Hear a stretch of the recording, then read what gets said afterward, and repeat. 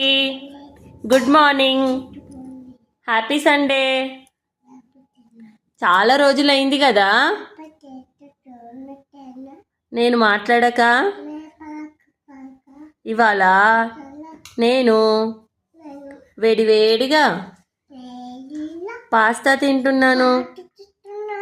మరి మీరేం తిన్నారు? కామెంట్ చెయ్యండి. బాగుందా చిన్ను? బాగుందా?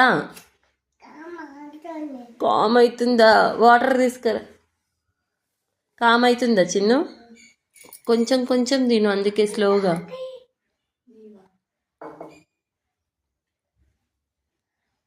మీరు తిన్నారని అడుగు. ఓకే అండి, బాయ్. మరి లంచ్లో కలుస్తాను.